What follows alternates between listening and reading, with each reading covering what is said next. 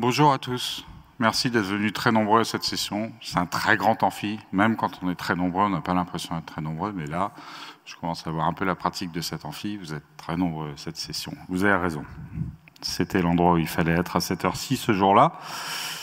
La session des publications phares. La session des publications phares, c'est une invention du CNGE qu'a repris à son compte exercé.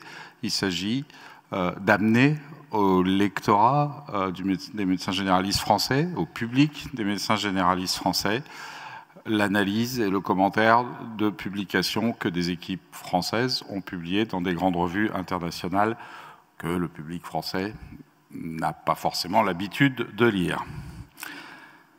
5 présentations et 5 présentateurs qui vont avec ont été sélectionnés. Et préparer l'animation n'a pas été chose facile parce qu'il y avait 2 problèmes. Le premier, c'est comment diviser 100 minutes qui nous ont imparties en 5 présentations. Alors finalement, on a décidé que ça faisait 20 minutes par présentation. Et puis, deuxièmement, il y avait l'ordre des présentations. Il y a un ordre dans le programme. Et après réflexion approfondie, on a décidé de conserver l'ordre qui est dans le programme. Donc vous voyez que ça n'a pas été simple. Merci. Je vois qu'il y en a qui respectent le travail.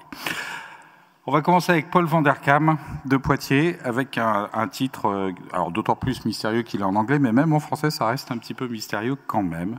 Est-ce que les représentations péjoratives qu'ont leurs utilisateurs de la buprenorphine est en rapport avec leur niveau d'addiction à cette substance?